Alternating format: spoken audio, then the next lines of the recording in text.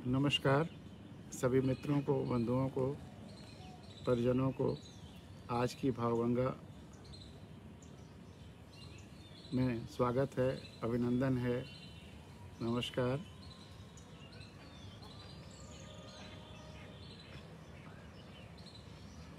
इधर इतनी ज़्यादा त्योहार रहे, इतने ज़्यादा जयंतियाँ रहीं कि कुछ कह पाया, कुछ नहीं कह पाया। कल प्रोग्राम भी नहीं हो पाया था, तो कल हनुमान जयंती थी, उसका जिक्र कल नहीं हो पाया, तो आज उस पर चर्चा करेंगे। और चिड़िया भी कल हमें नहीं यहाँ हम लोगों को भावगंगा में पाई, तो आज आकर के सुबह सुबह अपनी शिकायत दर्ज कर रही है। परसों गुड फ्राइडे था, उसका जिक्र नहीं हो पाया। गुड फ्राइडे की सभी लोगों को ढेर सारी बिलेटेड बधाइयाँ, शुभकामनाएँ। तमाम क्रिश्चियन मित्रों के फ़ोन आए। चेन्नई में हमारे पौलराज जी हैं, उनसे बातचीत हुई, चर्चा हुई, कैसे सारे धर्म के लोग एक होकर के प्यार से इस धरती पर रह सकते हैं, इस पर विशेष रूप से चर्चा हुई। पौलराज जी भी बड़े विचित्र व्यक्ति हैं। क्रिश्चियन घर में पैदा हुए, फिर बाद में उनको इच्छा हुई कि सभी धर्मों के बारे में जानकारी हो, तो वो कई सालों तक हिमालय की गुफाओं में, पहाड़ियों पे तमाम गुरुओं के बीच रहे।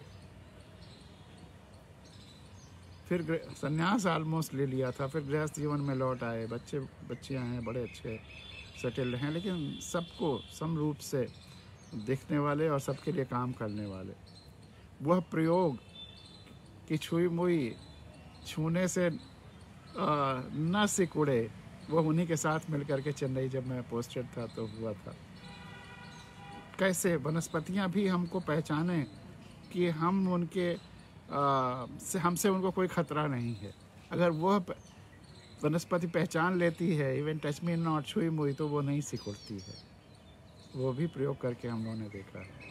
अपनी संवेदना का विस्तार, भले ही शब्द न पहुँचें हम, लेकिन संवेदनाएं पहुँच जाती हैं। इस पत्ती को जब हम छूते हैं तो ये जान जाती है कि हम क्या हैं, हम इसके लिए प्यार से छू रहे हैं या नुकसान करने के लिए आए हैं, कुल्हाड़ी लेके काटने आए हैं। सब पहचानते हैं और सब सही पहचानते हैं।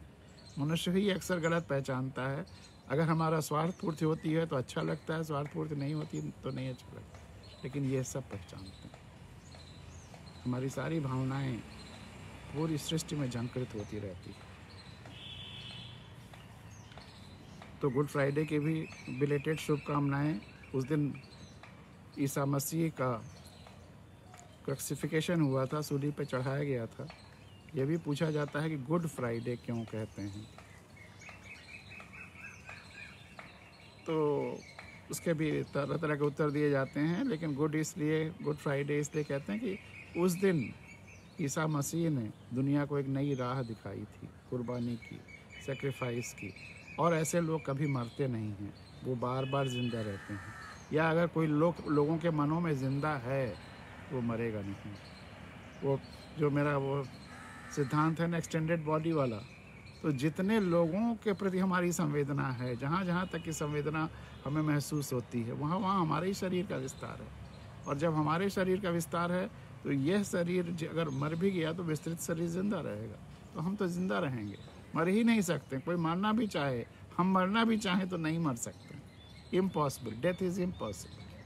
हम रहेंगे, उन सब के बीच में रहेंगे जहाँ जहाँ तक की संवेदना हमने अपने जीवन में महसूस की है, अपने शरीर का विस्तार जहाँ तक किया है। और विस्तार तो हमारा है सब तक, बस रियलाइज करना है, सोचना है, ध्यान करना है, पहचानना है, जानना है। हम जन्म से मृत्यु तक संपूर्ण ब्रह्मांड से जुड़े हुए हैं, उस रियलिटी का एहसास करना है बस।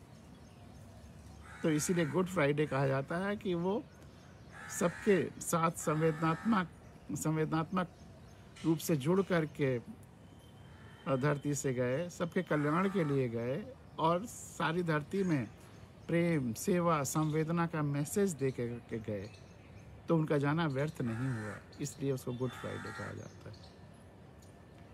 कुछ लोग कहते हैं कि गॉड फ्राइडे पहले कहा जाता था, गॉड से होते होते गुड हो गया, लेकिन मुझे ये दूसरा वाला ज़्यादा अच्छा लगता है कि लोग इसीलिए गुड कहते हैं क्योंकि उन्होंने जो संदेश दिया वो पूरी धरती में शांति स्थापना के लिए, प्यार के लिए।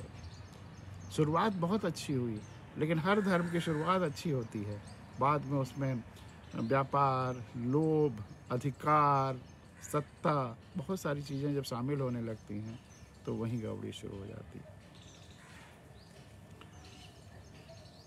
कल हनुमान जयंती थी। हनुमान जी अद्भुत कैरेक्टर हैं, अद्भुत देवता हैं, और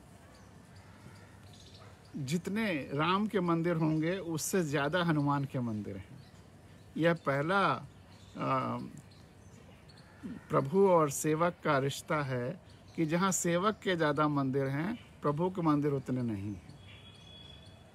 और राम खुद चूँकि हनुमान को इतना प्यार करते थे तो वो खुश ही होते होंगे कि चलो हनुमान के इतने मंदिर हैं और लोग उनको इतना प्यार कर रहे हैं। उनको प्यार कर रहे हैं मतलब अब मुझको ही प्यार कर रहे हैं, क्योंकि राम, हनुमान, जहाँ हनुमान है वहाँ राम है। हम लोग तो कोई हमारे दिल में है कि नहीं वो दिखा नहीं सकते हैं, लेकिन हनुमान ने तो चीर के दिखा दिया था और वहाँ हनुमान थे। तो हनुमान का मंदिर जहाँ होगा वहाँ हनुमान का दिल भी होगा और उस दिल में राम भी होंगे। तो इसलिए ये एक विचित्र फिनोमेना है, बहुत अच्छा लगता है इसको सोच समझ करके। और आज कल हनुमान जयंती पर मैं सोच रहा था कि सोने की लंका थी जिसको आग लगाई थी हनुमान ने, और आजकल फिर उस सोने की लंका में आग लगी हुई है। लोग खाने को मोहताज हैं, अर्थव्यवस्था नष्ट ध्वस्त है, दिवालिया हो गया है लंका।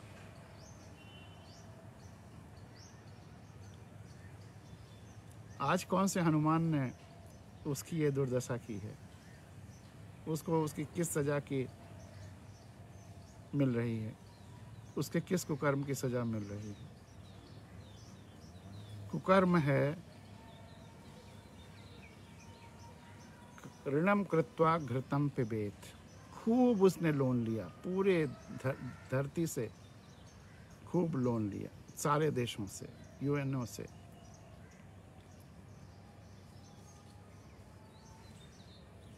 जैसे पूंछ हनुमान ने बढ़ाई थी तो कर्ज की पूंछ बढ़ती चली गई, बढ़ती चली गई, बढ़ती चली गई,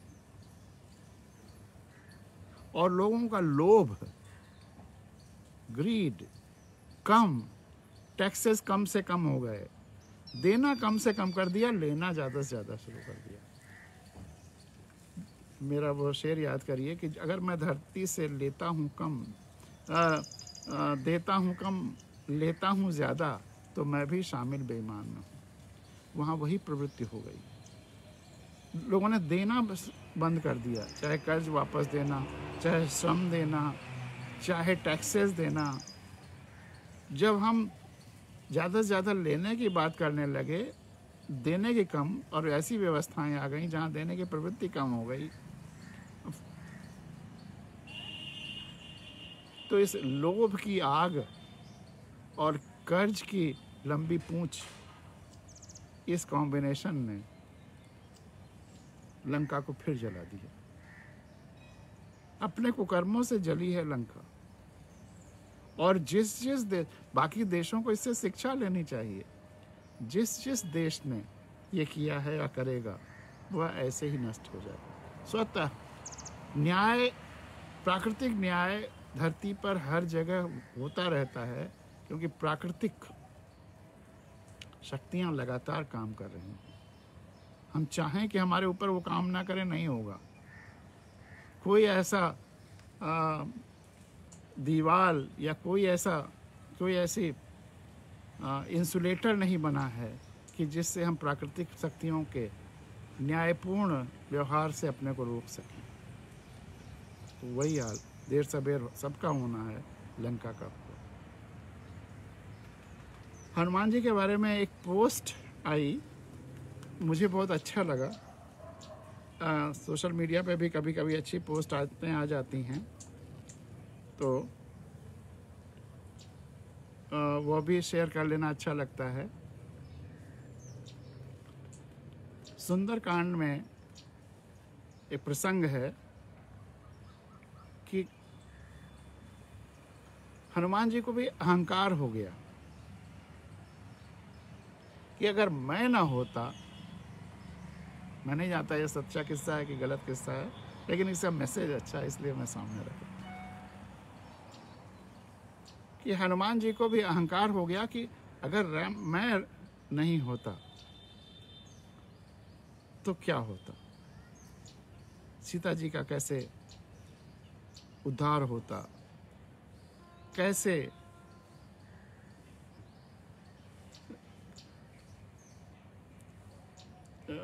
रावण को अपने कुकर्मों की सजा मिलती। अपने अंदर अहंकार आने लगा तो कि मैं अगर नहीं होता तो फिर क्या होता। अशोक वाटिका में जिस समय रावण क्रोध में भरकर तलवार लेकर सीता माँ को मारने के लिए दौड़ा, तब हनुमान जी को लगा, कई बार लगा कि अगर मैं ना होता तो क्या होता। तब हनुमान जी को लगा कि इसकी तलवार छीनकर इसका सिर काट लेना चाहिए, किंतु अगले ही क्षण उन्होंने देखा मंदोदरी ने, रावण की पत्नी ने रावण का हाथ रोक लिया, पकड़ लिया। यह देखकर हनुमान जी गदगद हो गए। वे सोचने लगे, यदि मैं आगे बढ़ता तो मुझे भ्रम हो जाता कि यदि मैं न होता तो सीता जी को कौन बचाता। जब किसी चीज़ को होने का समय आता है तो सब जगह से वही होने की कोशिश होने लगती है। जो हनुमान सोच रहे थे वही मंदोदरी भी सोच रही थी और वही कर रही थी। रेजोनेंस, पूरी धरती में रेजोनेंस होने लगता है। यदि मैं न होता तो सीता जी को कौन बचाता। बहुधा हमको ऐसा ही भ्रम हो जाता कि मैं न होता तो क्या होता, परंतु ये क्या हुआ, सीता जी को बचाने के लिए ईश्वर ने रावण की पत्नी को ही सौंप दिया। तब हनुमान जी के समझ में आने लगा कि प्रभु जिससे जो कार्य लेना चाहते हैं वह उसी से लेते हैं। आगे चलकर जब त्रिजटा ने कहा और सीता से कह रही है, हनुमान जी वहीं सुन रहे हैं ऊपर पेड़ पर बैठे हुए, कि लंका में बंदर आया हुआ है, वह लंका जलाएगा। तो हनुमान जी बड़ी चिंता में पड़ गए कि प्रभु ने तो लंका जलाने के लिए कहा ही नहीं है, और त्रिजटा कह रही है कि उसने स्वप्न देखा है कि एक बंदर ने लंका जलाई है। अब उन्हें क्या करना चाहिए, जो प्रभु की इच्छा। जब रावण के सैनिक तलवार लेकर हनुमान जी को मारने के लिए दौड़े और जब विभीषण ने आकर कहा कि दूत को मारना अनीति है, तो हनुमान जी समझ गए कि मुझे बचाने के लिए प्रभु ने यह उपाय कर दिया है। आश्चर्य की पराकाष्ठा तो तब हुई जब रावण ने कहा कि बंदर को मारा नहीं जाएगा, पर पूंछ में कपड़ा लपेटकर घी डालकर आग लगाया जाएगा।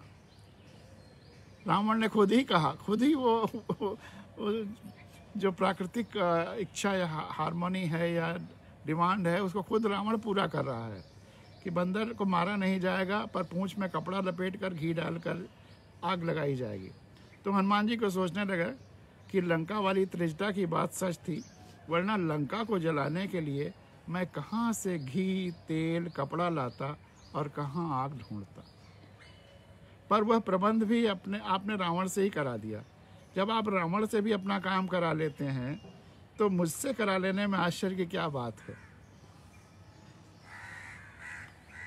पर वह प्रबंध भी रावण से करा दिया। जब आप रावण से भी अपना काम करा लेते हैं और उसको उसकी सजा कैसे मिलेगी उसकी व्यवस्था कर देते हैं, तो फिर मुझसे करा लेने में आश्चर्य की क्या बात है। इसलिए सदैव याद रखें कि संसार में जो हो रहा है वह सब ईश्वरीय विधान तो है और हम आप केवल निमित्त मात्र हैं, यह भी सही है। लेकिन वो मेरी फिर 3 लाइन की वो हाइको याद करिए कि सब कुछ स्वीकार लो, सब कुछ दिव्य दैवीय ईश्वरीय हो जाएगा, लेकिन स्वीकारो अपनी शक्ति को भी। ईश्वर ने हमें शक्ति दी है। कम से कम हनुमान जी वहाँ गए सीता के पास समुद्र लांघ करके, वो उनकी शक्ति के कारण था। वो वहाँ मौजूद रहे, वो पेड़ पर चढ़ करके सब कुछ सुनते जानते रहे, वह भी उनकी शक्ति के कारण। और वह अपनी पूंछ जो उन्होंने बढ़ाते गए वह भी उनकी शक्ति ही थी। और फिर उस पूंछ से दौड़ दौड़ करके पूरी लंका में आग लगाई, ये भी उनकी शक्ति थी। तो अब जो ईश्वरीय इच्छाएं दूसरे लोगों से करा रहे हैं प्लस आपकी शक्तियां, भले ही वो भी ईश्वर से करा रहे हैं, लेकिन वह शक्ति भी ईश्वर ने आपको दी है, उसको भी स्वीकारो, उसका भी उपयोग करो। तो अगर हम अपने हनुमान जी अपनी शक्तियों का अगर इस्तेमाल नहीं करते तो यह सब कुछ नहीं होता। तो जब अपनी शक्ति और प्राकृतिक धरती की अन्य शक्तियाँ रेजोनेंस में काम करती हैं, हार्मोनी में काम करती हैं, तो फिर ऐसा ही चमत्कार होता है, असंभव संभव होता है। इसीलिए कभी ये भ्रम न पालें कि मैं न होता तो क्या होता। न मैं श्रेष्ठ हूँ, न ही मैं खास हूँ, मैं तो इस विराट जीवन ईश्वरीय स्वरूप, जिसको राम ने भी अपने विराट स्वरूप में दिखाया था, उसमें शामिल एक अंग हूँ, उस विराट जीवन शरीर का एक अंग हूँ। तो ये भाव रखते हुए और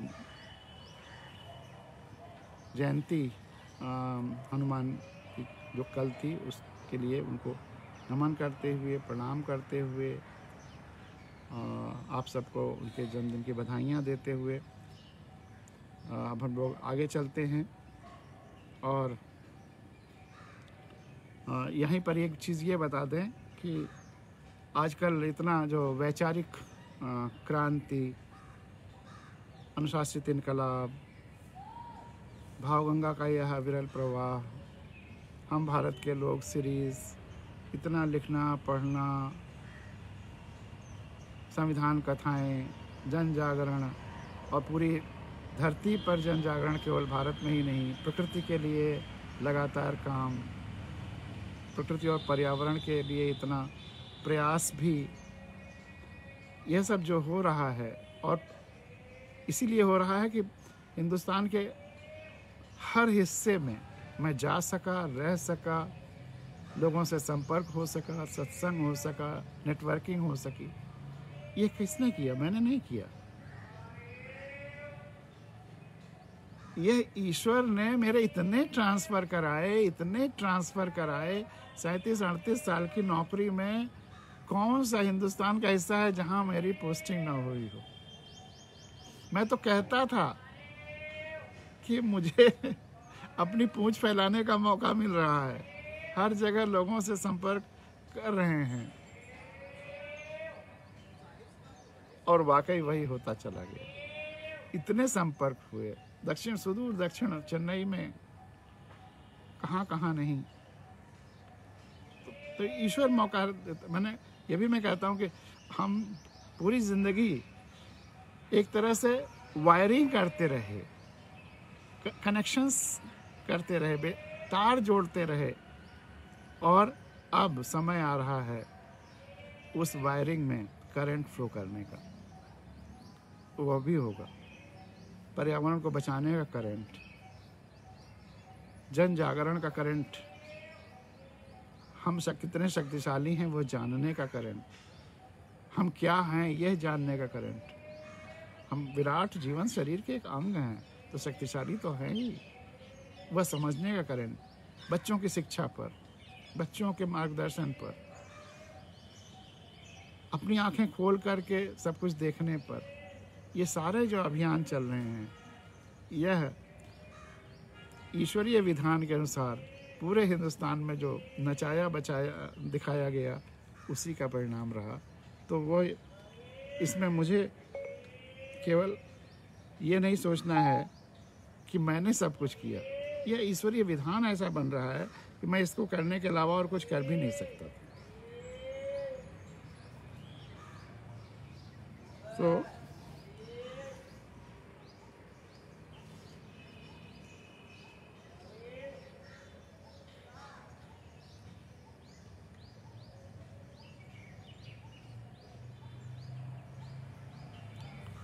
कल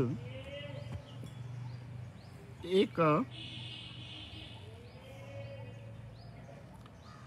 युवा, बड़ा तेजस्वी युवा अभिषेक कुमार शर्मा, हमारे मित्र प्रमिल जी के साथ आया था मिलने के लिए, जिसने 80 से अधिक देशों में पर्यावरण के लिए, इकोलॉजी के लिए, विश्व शांति के लिए, विश्व के जुड़ाव के लिए यात्राएं की और साइकिल से यात्राएं की। अमेरिका में कैलिफोर्निया से न्यूयॉर्क तक 22 प्रदेशों को होते हुए साइकिल से यात्रा की। तो वो 2 घंटे तक उससे चर्चा होती रही। उसने अपने संस्मरण भी सुनाए, बड़ा अच्छा लगा। बहुत शुद्ध भाव से काम कर रहा है, बहुत शुद्ध मन का है और बड़ा ही आनंद आया उसके साथ चर्चा करने में।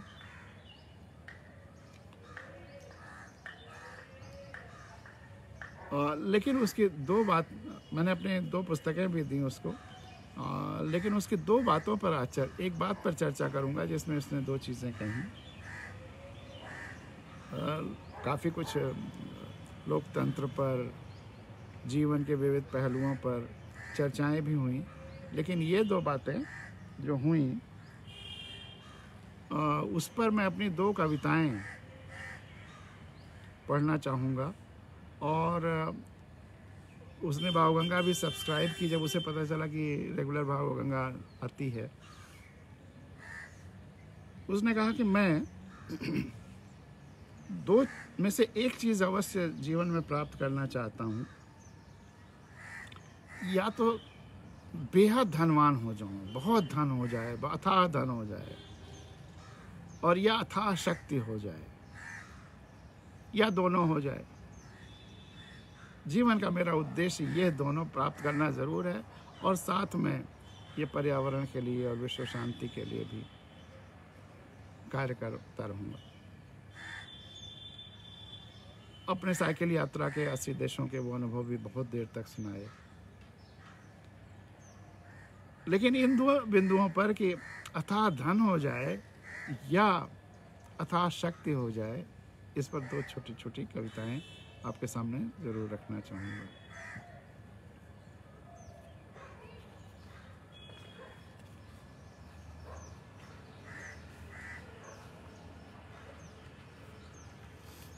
क्योंकि 2 घंटे बीत गए, बहुत देर हो रही थी, तो फिर उन लोगों को जाना भी था, वहाँ उनको नहीं सुना पाया, लेकिन वो ज़रूर सुन लेगा। मैं फ़ोन करके आज बता भी दूंगा कि ये 2 कविताएं आज की भावगंगा तुम सुन लेना।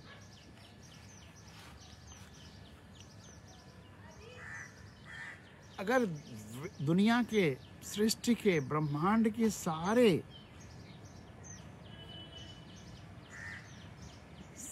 धन संसाधन हमें मिल जाएं, या खजाना हमें मिल जाए, या बड़ी से बड़ी जो चीज़ें हैं धरती पर वे ब्रह्मांड में वो हमें मिल जाएं, तो हम उसका क्या करेंगे? क्या उपभोग करेंगे? क्या उपयोग करेंगे?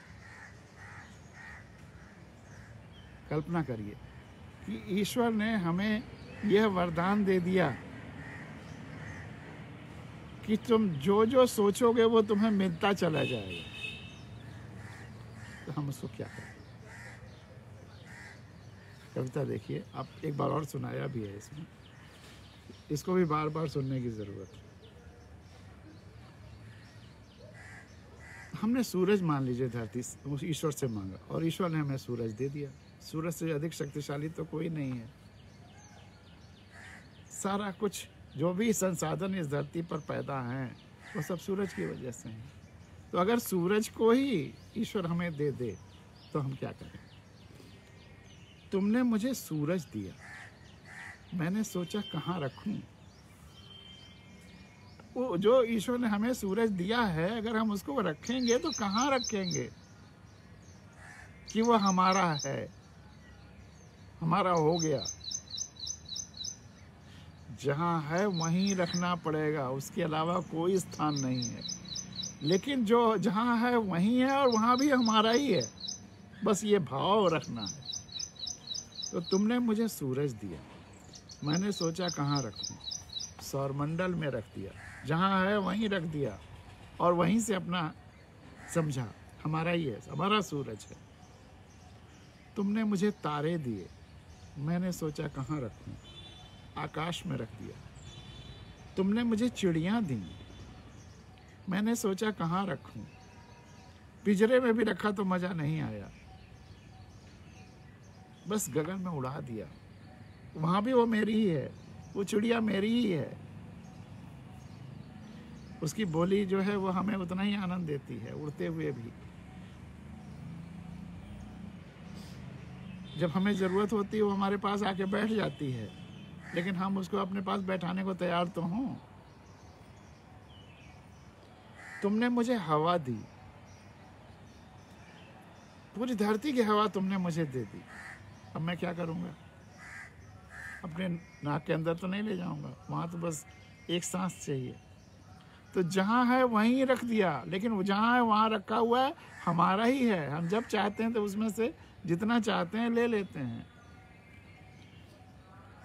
तुमने मुझे, देखिए एक तितली आके यहाँ बैठ गई है। मज़े की बात यह है कि एक तितली आपके सामने बैठी हुई है। वाह वाह वाह, आज तो अद्भुत हो गया। तुमने मुझे तितली दी और मैंने उसे हवा में उड़ा दिया, कैद नहीं किया। वो तितली भी हमारी है। तितली भी आज हम लोगों के भाव गंगा से आनंदित होकर के आ गई। अद्भुत हो गया आज तो। तुमने मुझे चिड़ियाँ दी, मैंने सोचा कहाँ रखूं, गगन में उड़ा दिया। तुमने मुझे हवा दी, तुमने मुझे, तितली ये शिकायत करने गई थी, चिड़ियों का नाम लिखा और मेरा नाम नहीं लिया। तुमने मुझे चिड़ियाँ और तितलियाँ दी, मैंने उन्हें हवा में उड़ा दिया। तुमने मुझे हवा दी, मैंने सोचा कहाँ रखूं, धरती के आसपास जहाँ है वहीं रख दिया। तुमने मुझे जलराशि दी, मैंने सोचा कहाँ रखूं, नदियों सागरों में बहा दिया। तुमने मुझे फूल दिए, मैंने सोचा कहाँ रखूं, पेड़ पौधों पर रख दिया। वही भाव। कभी जरूर पहले तोड़ लाता था, लेकिन जब एहसास हुआ सबसे जुड़ाव का, संवेदना का, प्रॉपर प्लेसेस का, कौन कहाँ रहना उचित है, तो फिर वो कविता भी बनी कि पहले जहाँ पूजा करता था, फूल चढ़ाता था, अब जहाँ भी फूल देखता हूँ पूजा करता हूँ। अब जहाँ भी फूल देखता हूँ पूजा करता हूँ। तो तुमने मुझे फूल दिए, मैंने सोचा कहाँ रखूँ, पेड़ पौधों पर ही रख दिया। तुमने मुझे धन दिया, मैंने सोचा कहाँ रखूँ, घर घर में थोड़ा थोड़ा रख दिया। अगर सारी धरती का सारा धन ईश्वर मुझे दे दे तो मैं क्या करूँगा? क्या मैं अब केवल अपने पास, कल्पना करिए कि सारा धन आपके पास है और बाकी किसी के पास कुछ नहीं है, तो सब आपकी हत्या कर डालेंगे। विश्व शांति के लिए अगर काम करना है तो सबके पास उचित ज़रूरत होना चाहिए। ट्रस्टीशिप जो भी है सबका है, धरती पर जो कुछ है वो हम सब धरती के संतान हैं, तो सब में सबकी खुशहाली के लिए होना चाहिए। तुमने मुझे धन दिया, मैंने सोचा कहाँ रखूं, हर घर में थोड़ा थोड़ा रख दिया। तुमने मुझे शब्द दिए, मैंने सोचा कहाँ रखूं, लोगों के होठों पर रख दिया। तुमने मुझे किलकारियाँ दी, मैंने सोचा कहाँ रखूं, बच्चों के चेहरों पर थोड़ा थोड़ा रख दिया। और तुमने मुझे जीवन दिया, मैंने सोचा कहाँ रखूं। तुमने मुझे जीवन दिया, मैंने सोचा कहाँ रखूं। पूरा ब्रह्मांड जब एक जीवन शरीर है और हम उसके एक जीवंत अंग हैं, तो हम कहाँ रहेंगे? उसी शरीर में, उसी की गोद में। इस शरीर का हर अंग इसी शरीर के गोद में है। तो तुमने मुझे जीवन दिया, मैंने सोचा कहाँ रखूं, तुम्हारी गोद में रख दिया, तुम में ही समा गया, तुम्हारा ही हो गया। सब कुछ मैंने सही जगह पर रख दिया है ना, सब कुछ मैंने सही जगह पर रख दिया है ना। तो एक तो अभिषेक के सारे धन, सारे संसाधन अगर हमारे हो जाएं तो हम क्या करेंगे, इस पर ये कविता थी। और दूसरी कविता है शक्ति। पहले हम ये तो जान लें, हम शक्तिशाली होना चाहते हैं, पावरफुल होना चाहते हैं, लेकिन स्ट्रेंथ, शक्ति या पावर है क्या? शक्ति है क्या? शक्ति क्या होती है? शक्ति होती है मकड़जाल,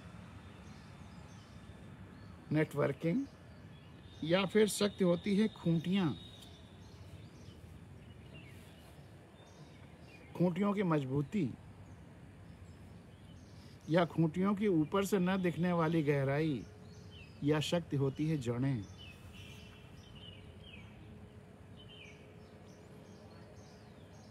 शक्ति होती है जड़ें, शक्ति होती है लचीलापन, या फिर शक्ति होती है भंगुरता, जल्दी टूट जाना। शक्ति होती है मौन या गर्जन, शक्ति होती है बंधन या स्वतंत्रता।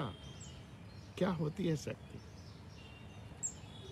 शक्ति होती है नजदीकियां, या फिर शक्ति होती हैं दूरियां। शक्ति होती है ताकत, या शक्ति होती है निर्बलता। एक छोटा सा बच्चा पैदा होता है, वो निर्बल होता है, या उसकी निर्बलता है उसकी शक्ति है? और जितने सबल हैं सब उसके नीचे दौड़ पड़ते हैं। उसके अंदर वो है ना कि अगर एक तितली भी उड़ती है तो पूरी धरती हिलती है, धरती वाइब्रेट करती है। और एक बच्चा भी पैदा होता है तो केवल उसकी माँ के नहीं, पूरी धरती, पूरे ब्रह्मांड के स्तन में दूध आ जाता है। निर्बलता में इतनी शक्ति है। और देखिए, चिड़िया आई, उड़ करके चली गई और हम सबको प्रभावित करके चली गई। तो शक्ति होती है नज़दीकियाँ, या फिर शक्ति होती है, ये लीजिए बुलबुल आ गई, शक्ति होती है दूरियाँ, शक्ति होती है ताकत, या शक्ति होती है निर्बलता। क्या होती है शक्ति? शक्ति वंदना है या आदेश,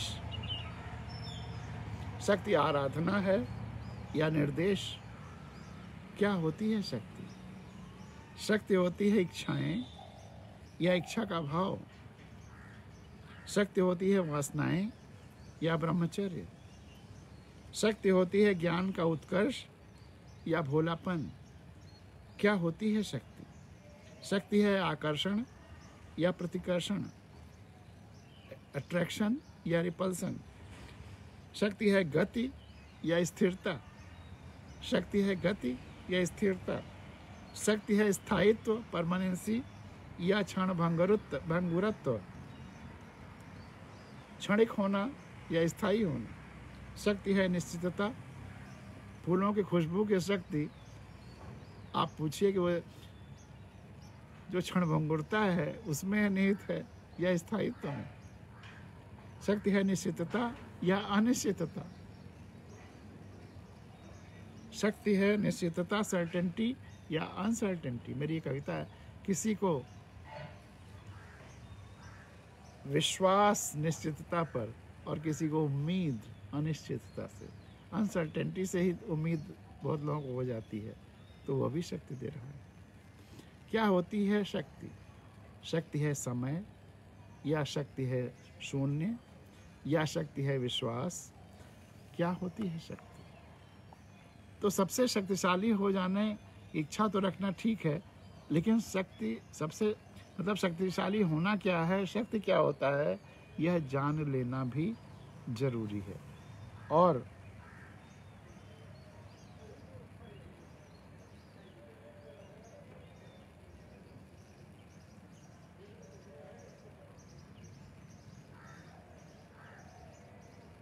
एक छोटा सा और वो आया मेरे पास, सोशल मीडिया पर माँ के पल्लू पर एक राइटअप, तो उसको मैं आपके सामने रखता हूँ और इसी के साथ भावगंगा आज की समाप्त होगी।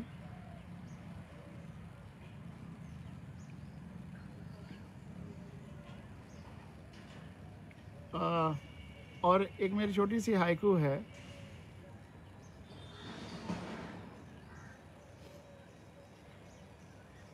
कि माँ और पिता के खाने की प्लेट, बच्चे की डस्टबिन और माँ की साड़ी नैपकिन।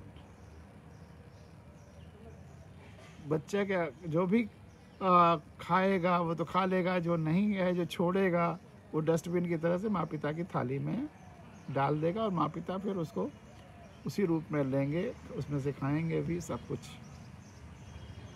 तो और माँ की साड़ी नैपकिन, उसी में अपना सब कुछ पोछेगा खाने के बाद। मुंह अगर धोया तो ठीक, नहीं तो बिना धोए ही पोछ लेगा, वगैरह वगैरह। तो वह एक हाइकू है, उसी का विस्तार दिख रहा है इस कविता में, इस बातों में, लेकिन अच्छा है इसलिए आपके सामने रख रहे हैं।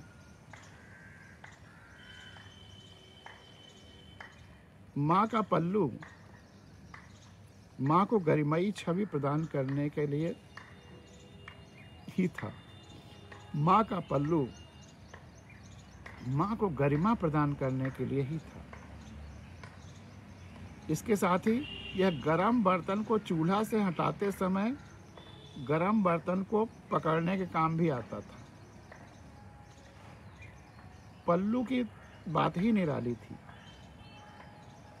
पल्लू बच्चों का पसीना, आंसू पोंछने, गंदे कान, मुंह की सफाई के लिए भी इस्तेमाल किया जाता था। माँ इसको अपना हाथ पोंछने, तौलिए के रूप में इस्तेमाल कर लेती थी। खाना खाने के बाद पल्लू से मुंह साफ करने का अपना ही आनंद होता था। कभी आँख में दर्द होने पर माँ अपने पल्लू को गोल गोल बनाकर फूंक मार करके गर्म करके आँख में लगा देती थी। बच्चों के हो चाहे परिवार के अन्य लोगों को हो, दर्द उसी समय गायब हो जाता था।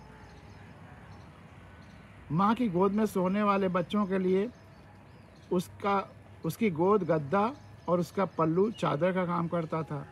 जब भी कोई अनजान घर आता था तो बच्चा उसको माँ के पल्लू के ओट लेकर देखता था, पीछे पीछे वो भी चला जाता था, पल्लू पे ओट लेकर के उसे देखता था। जब भी बच्चे को किसी बात पर शर्म आती तो वह पल्लू से अपना मुंह ढक कर छुप जाता था। जब बच्चों को बाहर जाना होता तो वह माँ का पल्लू एक मार्गदर्शक का काम करता था। जब बच्चों को बाहर जाना होता था तो माँ का पल्लू एक मार्गदर्शक का काम करता था। वो पीछे से उसको पकड़ लेता था और माँ जहाँ जहाँ जाती थी वो पल्लू पकड़े हुए। जब तक बच्चे ने हाथ में पल्लू थाम रखा होता तो सारी कायनात उसकी मुट्ठी में होती थी। आत्मविश्वास। जब मौसम ठंडा होता तो माँ उसको अपने चारों ओर लपेट कर ठंड से बचाने की कोशिश करती, और जब बारिश होती तो माँ अपने पल्लू में ढांक लेती। पल्लू एप्रन का भी काम करता था। माँ इसको हाथ तौलिए के रूप में भी इस्तेमाल कर लेती थी। पल्लू का उपयोग पेड़ों से गिरने वाले मीठे जामुन और सुगंधित फूलों को, सब्जियों को तोड़ के लाने के लिए भी किया जाता था। पल्लू में दान प्रसाद भी संकलित कर लिया जाता था। पल्लू घर में रखे सामान से धूल हटाने में भी बहुत सहायक होता था। कभी कोई वस्तु खो जाए तो एकदम से पल्लू में गांठ लगाकर निश्चिंत हो जाना कि जल्दी मिल जाएगा। पहले ज़माने में लोग पल्लू में गांठ लगा लेती थी और तभी खोती थी जब कुछ सामान वो मिल जाता था। पल्लू में गांठ लगाकर माँ एक चलता फिरता बैंक या तिजोरी रखती थी। पैसे भी मिले तो पल्लू में बांध लिए, और अगर सब कुछ ठीक रहा तो कभी कभी उस बैंक से कुछ पैसे मिल भी जाते थे। मुझे नहीं लगता कि विज्ञान पल्लू का कोई विकल्प ढूंढ पाया है। माँ का पल्लू कुछ और नहीं बल्कि एक जादुई एहसास है। माँ का पल्लू और कुछ नहीं, बस एक जादुई एहसास है। स्नेह और संबंध रखने वाली माँ के इस प्यार और स्नेह को हमेशा महसूस करते हैं, जो कि आज की पीढ़ियों की समझ में अगर उन्हें उसका एहसास नहीं है, उसका अनुभव नहीं किया है, तो एहसास करना मुश्किल है। तो अब जीन्स टॉप पहनने वाली माएँ वो पल्लू कहाँ से लाएंगी, कैसे लाएंगी, पता नहीं।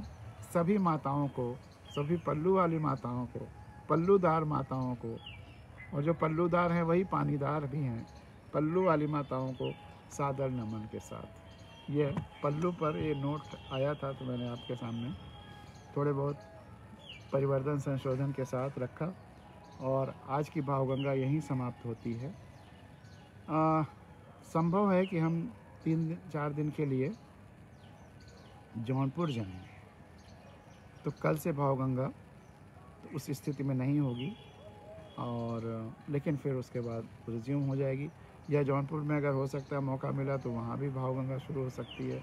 जैसा होगा, थोड़ी अनिश्चितता तो है, लेकिन जैसा होगा बताएंगे। तो बहुत बहुत धन्यवाद। आपका दिन शुभ हो। बहुत बहुत धन्यवाद।